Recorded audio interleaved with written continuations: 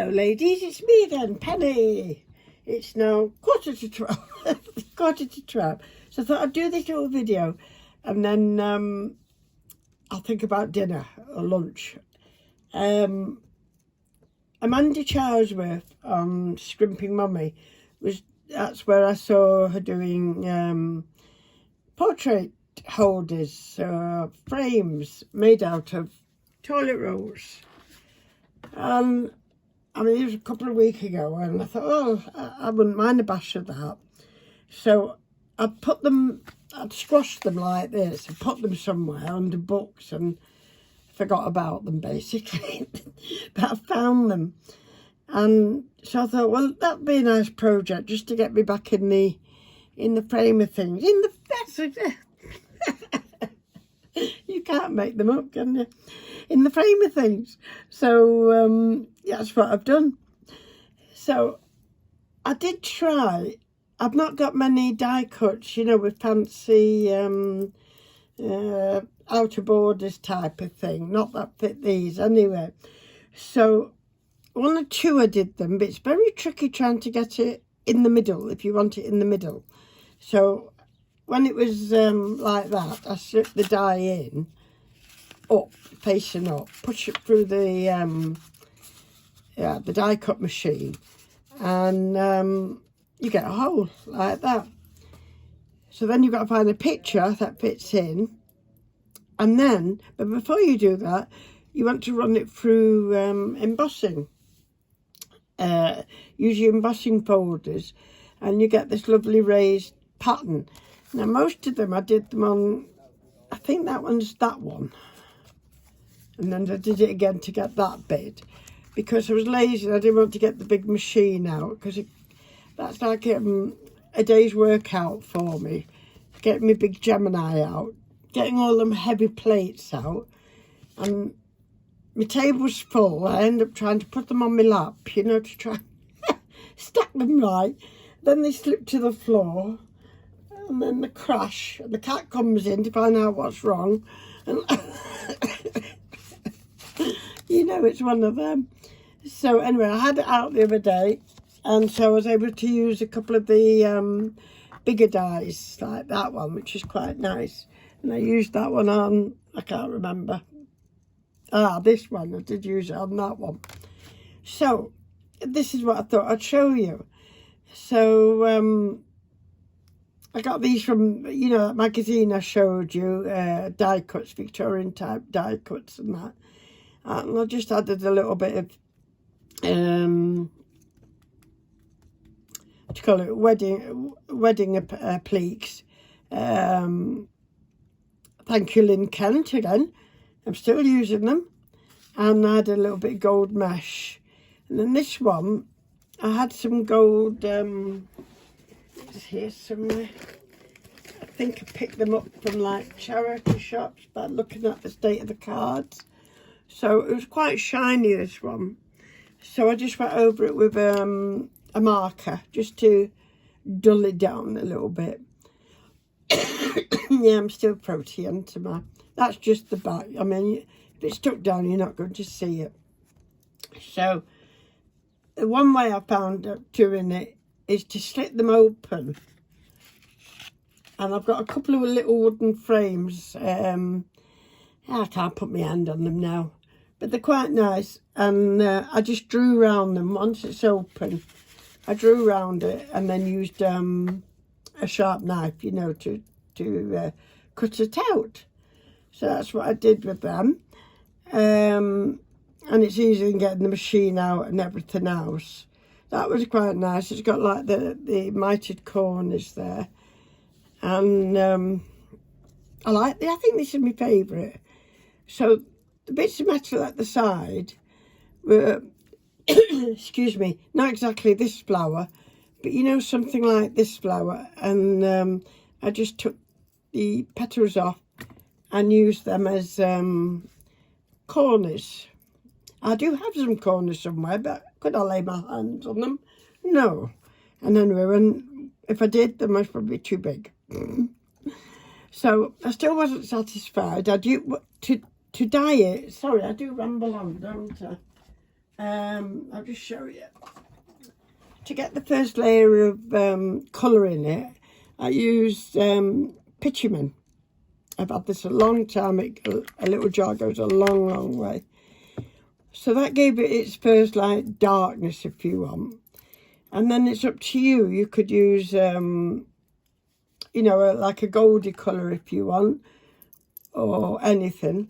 These two, I think, came out nice. I used this old silver from Inca Gold, and that gives it a nice shine as well. So I think they're quite nice then. Yeah, so that was that one. But I did want to border the frame a bit more, and I didn't want to stick gems on and all that. So I just used a silver, that's called pewter, from Spectrum. And I just went round the edge, and I think it gives it like a pewter type frame on that. So I ended up doing it with most of them on these three anyway. This lovely little girl, I've had a long, long time. She came out one book and or a CD drive that I had. So I've put her in. She's got such a sweet face, and I've put a little metal love up there, and I gave her a little diamante butterfly as well. And the last two of the petals I just put in them corners there. So that was sweet. You notice the difference between that one and these. I decided I wanted to put not glass bits, you know, something like glass in front of it.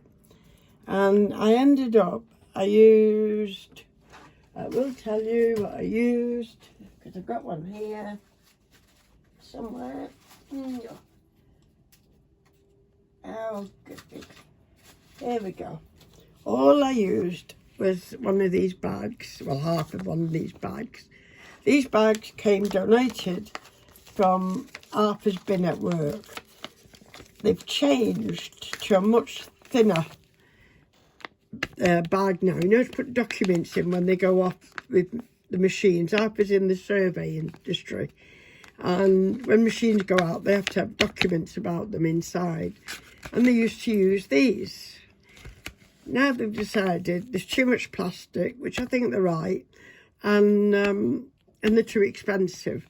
So they've gone for a different design and much thinner. I don't know if it's still plastic or recycled plastic, but these goodies come to me. So all I did was cut squares out and stuck them on, and I think that's brilliant, that, for any journal. So I've done just the three like that, because you have to do it before you close up or glue down your ends. So that one. This one, same type of thing, and I went round with the little pewter silvery marker. I've given her a dragonfly this time.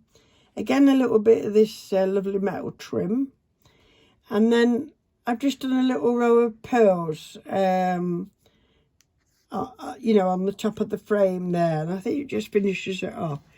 I know it looks like I've splodged something, doesn't it, on her face and coat. But it's not. The actual picture is a snow scene. So there are snowflakes coming down. So I didn't work that out very well, did I? Because I think it looks like I've splattered on the plastic. But I haven't. I know I haven't. So that's those. The other thing been altering. I did one before and I wasn't very keen on it. But, you know, them little journals I made, little booklets and that's just come off. So that's going to have a better idea than that pen, isn't it?